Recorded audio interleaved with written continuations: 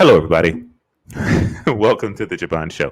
Pastor Donald Walker Jr. How you doing, Pastor? Hey, I'm great. I'm great. Thank you so much for having me. It's an honor.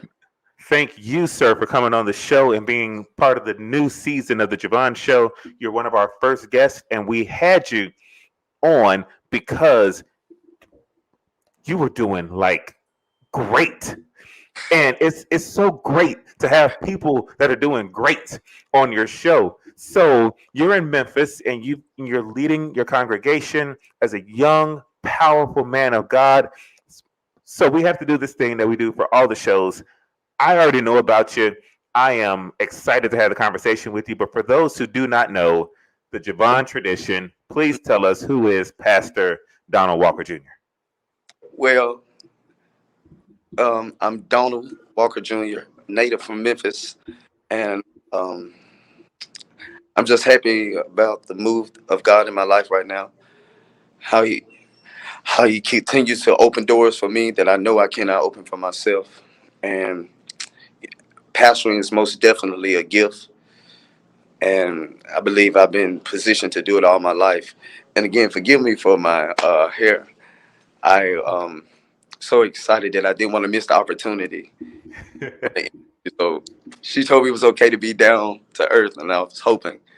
Yes, absolutely, 100%. Pastor, your hair is fantastic, and what I like about your hair and your vulnerability right now is that you are just a straight on fire man of God. You are here to lead the people.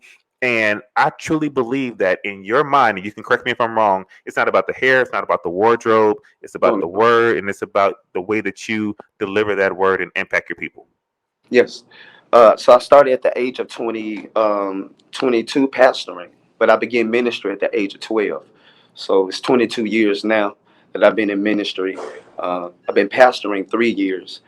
I've started and launched my own ministry, and it's been going forth the past 3 years. But I've been pastoring the past 10 years. So majority of my life has been taken up and consumed with the responsibility of ministry. And it was a decision that I made. It wasn't forced on me. It wasn't. No one made me do it. Of course, I was inspired as a young man seeing my father pastor. Hmm. So him and my mom were great examples and inspirations in ministry and music. So you know, now, like I said, we can continue to talk, and we'll go down a rabbit hole that I'd rather not travel down, today. But I found my way out of religion, found my way out of the personality or the traditional personality of ministry to stand, where I stand today to minister, with the anointing that God has given me has come through a struggle. It's come through a fight that, money can't buy. You know, I'm still glad that after all I've come through and experienced, that the Lord still thought enough to allow me to keep my mind. So, I'm just blessed to see this season in my life right now. My family is a part of my ministry. My mom, she was a first lady, of course, with my father, who pastored over 24 years, and him being a Baptist traditional pastor. Once he has been emeritused, I think is the correct term. Hmm. Once he has been stepped down from the leading pastor position, that removes the family as well. So we had to experience separation from a long time history of ministry with family that I still love to this day. You know, excuse my voice too; it's a little dry here. No, you're And fine. You're fine. Let me ask you, Pastor, when you're that young going into ministry, mhm. what is it about ministry that attracts you at that young age? um, More than anything, it was what the Lord had did in my heart around the age of 5, 6. I started having worship experiences, outside of services, outside of my father preaching, So it wasn't something that I took on as a trade to entertain. It was actually a move that happened in me that I couldn't help but share. Mm. Hmm. And what was the response of your family when you're coming to them and saying, I know I'm young, but I feel God leading me, because sometimes they'll be like, "Listen, boy, that's gas," or Yeah, "Boy, that's just SpongeBob. yeah. Go back and watch Nickelodeon." My father What was your told me, response? he said, "No, sir." He said, Mm, I believe around the age of 5 or maybe 7 and 8, I was coming to him saying, I was interested, interested in ministry in general. So it wasn't for me the responsibility of just preaching. It was the entire, the entire job of hmm looking after the people, making sure the church was together, cleaning up before and after, just taking on the responsibility of ministry became so strong to me in my heart at a young age. I was concerned about how much money we was raising, concerned how much we was spending, you know, just trying to find ways to be a help at a young age, not even looking at it as a job or payment. I just knew that there was the house that was built for the people. So Yeah. being being exiled or being excommunicated from it destroyed my theology. It destroyed, everything I understood for a while about ministry. But God really was revealing a true relationship. He was giving me an opportunity to have a true relationship with Him outside of my father's ministry, outside of the four walls of church. So I get to offer this every week now.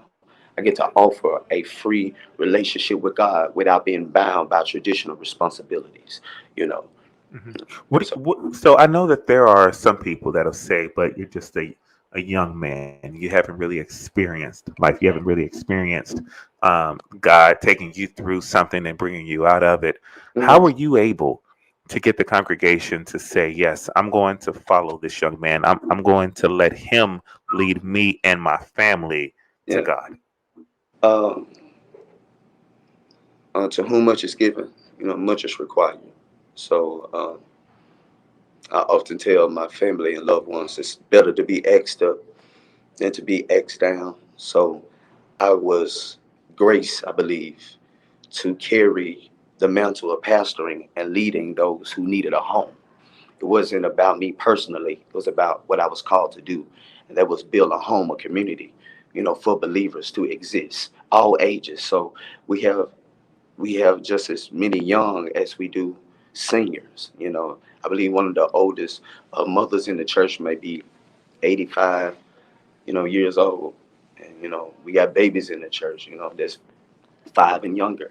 So it's Why, why would you want that responsibility? Because other people's lives being in your hands, like you're responsible as the leader of the church, as the head of the ministry, you're responsible for mhm. their souls. Why take on such an awesome responsibility at such a young age when you have so much more that you could be doing?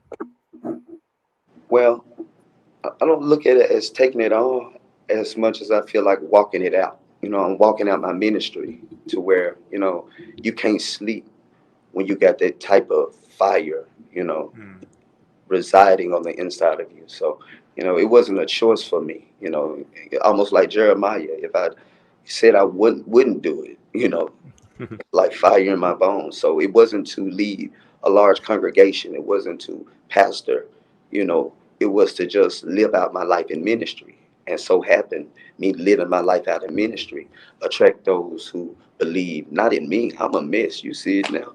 Anyone else that would veer it or, you know, it's a mess, But let your light so shine that men may see your good work and glorify your Father which is in heaven. So, yeah, and great. you've been good, and you've been doing good work in Memphis. But you did talk about it. You touched on it for a moment about some of the things of your past. Now, this is not a tabloid show. The Je Vaughn Show doesn't do that. But my question to you is: after going through the things that you went through, Mhm. whatever the it was, how do you pull yourself out of whatever that was to the place where you are now?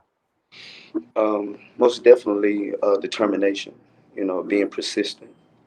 I was too desperate to be denied, I wasn't going to go back to what I fought my way out of, far as the understanding that was taught to me. The, you know, I still stand on a lot of the principles that were given to me as a young man, but now I got revelation. You know, so Mm. when you have revelation, it takes you to another realm of understanding that I don't have to stand on what people taught me, because now I'm experiencing things that are unteachable. You know, Yeah.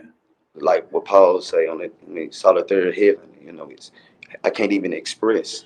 You know, and so that's where I am right now. I'm even lost for words for the opportunity to even have this interview. You know, so long I've been behind the mountain, and I'm still learning how to, you know, approach moments like this. You know, I should have been better on point. You know, for this interview. Again, that's why I apologize. I know my No. PR most definitely gonna fuss at me. Hopefully, I'm not. No. No, sir. No, sir. Listen, I have had a great relationship with your PR person, and she let me know, because of the fact of the timing and everything, that we was going to be able to go raw. And those are the interviews that the people want to see. They want to see you at your vulnerable. They want to see you unpolished, and that way it's really truly coming from the heart. And that's what people get to see in this interview is your heart, and like you said, your determination, your your true belief that you have a gift from God to lead people. And that's what people want to see. So I appreciate you showing and Mhm. sharing that with this audience today. Yes. I want to know about some of the struggles that I've heard other pastors, that my pastor even talk about. So I'm going to throw some hot topics at you, some fast questions, and I just want to get your thoughts of and how you handle those situations. Writer's block. When you're there Saturday night and you got to give that sermon on Sunday and it's just not all coming together. What is your process for that? Well, I really don't study to preach. You know, I just always, I'm taking in, day by day. You know, it can be a book, a TV show, and a revelation. You know, all I need is a revelation to where when I get done preaching on the Sunday, I'm already being fed for next Sunday.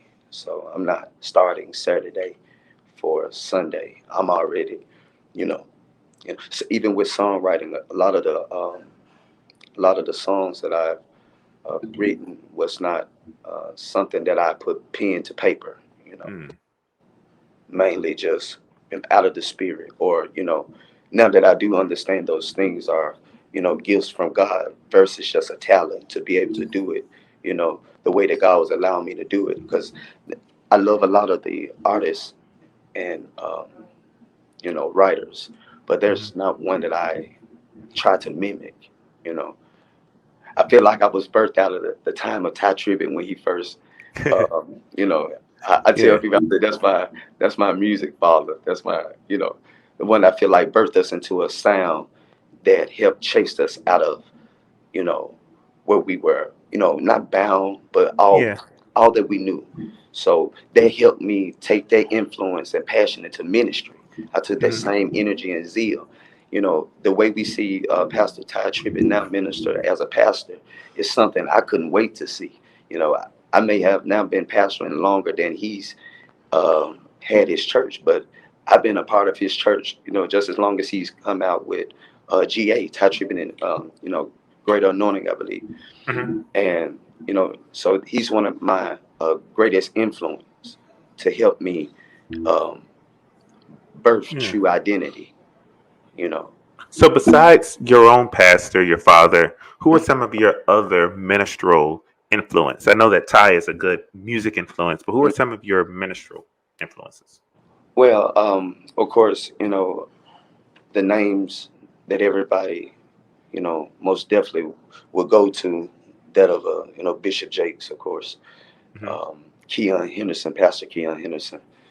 I have a few here in the city that are really a blessing to me.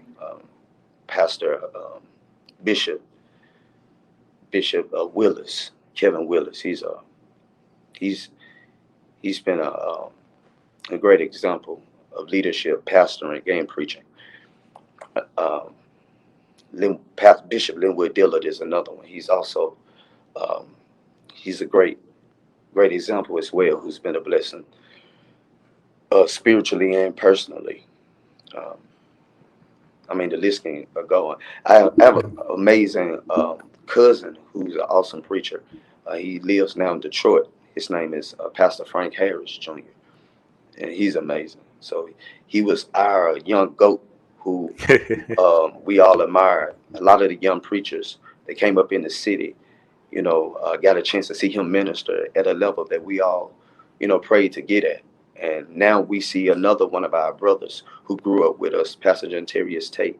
That's another brother of ours that we all grew up in the city. So, um, though all of those are great influences. What I'm trying to say, all of Pastor Tate, even today, he has such a fire that reminds us how not to lose a fire, or how to keep your fire, or he lets Mhm. you know when you ain't got the fire. Uh, but so many of them.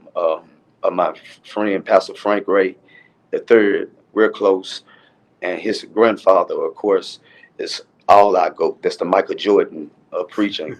Pastor Frank Ray Senior. So he's another amazing inspiration to me. So like I said, the list can go on. Noah I Jones, hear of course, is the Godfather, of course. Do Bishop you Noah. ever feel yourself pulling from them and trying to emulate them, or even your father trying to emulate them instead Oh of being no! the genuine Walker Jr.? Oh no! No! No! No! Okay. I think all of them handle that. All of them handled the system of ministry a lot better, probably than how I probably handled it. I'm Hmm. um yeah. Yeah. They did really well. They're doing well as my father and a lot of other pastors. Um, they know how to keep the traditions of the system alive. Um, I think I may rub it the wrong way a little. I may do things quite interesting or differently. Unique. You're unique in your ministry. Yeah. So, but I still have that of an old soul. I would Yeah. like to still consider that I not haven't got away from preaching Jesus. Hmm. You know, but it's just the presentation now has changed. You know, and I'm all right with it. I'm okay with it. It's just accepting a new way of doing it. And being okay Yeah. with it. Having to affirm my uniqueness personally. That even if it's not supported outwardly, you know, greater is He that is in me. So, What is but the greatest thing? What is impacting the church right now at the highest level? What is it that the church needs to work on in order for the kingdom to continue to grow? relationship with each other outside of the four walls. If ministries can work better together. That's good. And how do we do that? Now, like I said, I'm really trying to be able to set a great approach going into this the music industry from ministry. Uh, and those are great questions, by the way.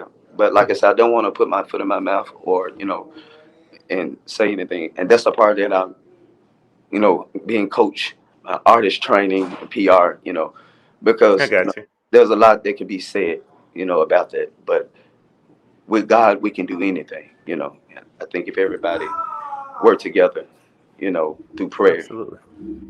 you know. Now you have a single coming out, right? um, And what do you want people to receive from this single?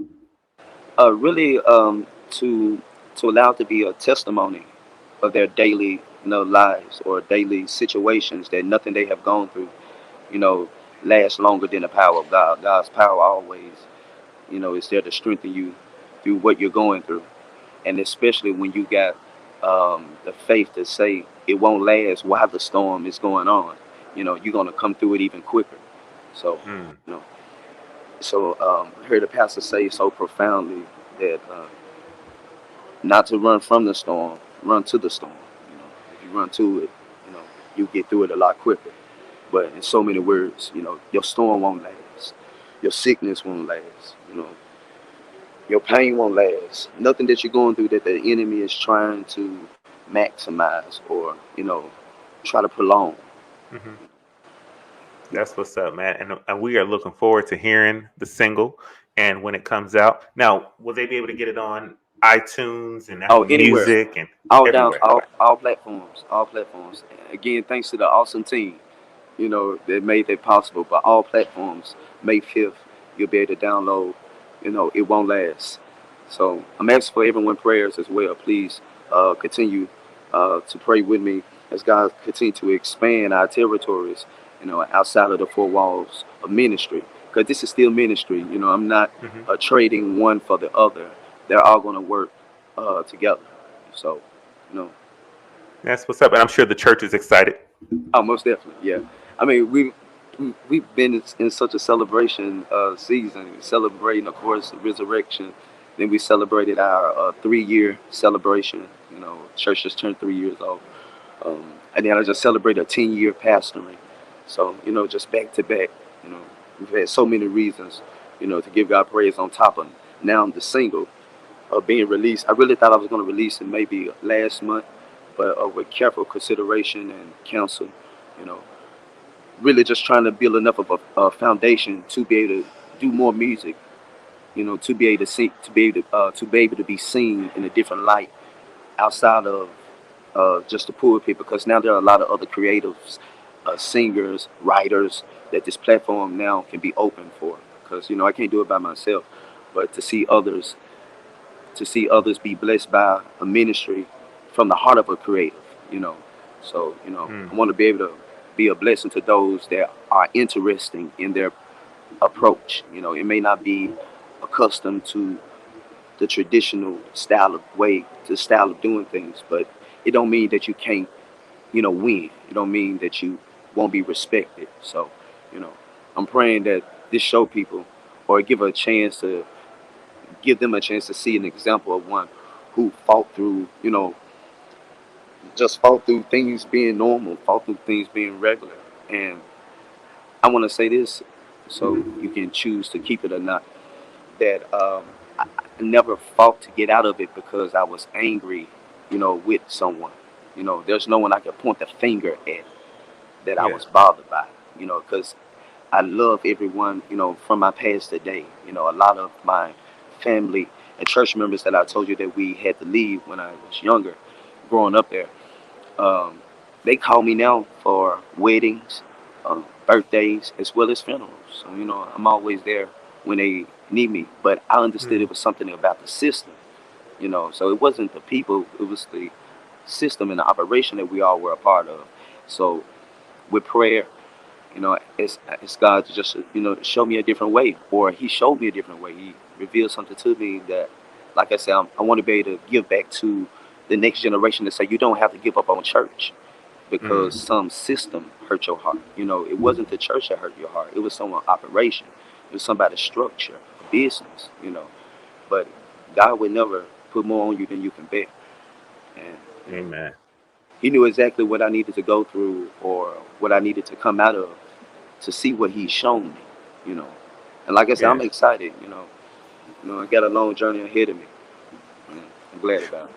And it seems like it's going to work out. You seem to be following what God wants you to do, and that's the most important thing. So, Pastor Donald Walker Jr., I appreciate you, man, just taking the time for being vulnerable and coming on the show. For those who want to get in contact with you directly and want to learn more about your ministry, how do they find Mm. you on social media? Yes, on Facebook, of course, I'm there, Donald Walker Jr. And on IG, find me at Walker Jr. or Donald Walker Jr. as well there. Or one Walker Jr., forgive me, one Walker Jr. So I look forward to connecting, to especially those of you that are, brothers and sisters in the kingdom. So again, thank you so much for allowing me this opportunity. Thank you for coming on the show. Good luck with the new single. I plan on bumping it when it Yeah. comes out. I've been listening to it. I got. I was gonna say, did she let you hear it? Oh yeah, I'm VIP, so I loved it, Doc. That's why I was excited to talk to you. It's gonna go phenomenal. I hope it hits every radio station. I hope it blesses the people. So congratulations to you, to the Yes. ministry, to everything that you're gonna put your hands on. May it be prosperous and multiply. And so thank you for letting the Je Vaughn Show share your story and for being a blessing to us. So thank you, Oh, sir. Everybody, make sure you guys go follow Donald Walker Jr. The album is out right now. By the time this airs, the album is out. Y'all have heard the music on the radio. Not the album, the single is out. You've heard the music on the radio. Make sure you guys go pick it up right now. Like right now. So, on behalf of everybody with the Je Vaughn Show, thank y'all for watching. God bless you. And we will see you next time real soon.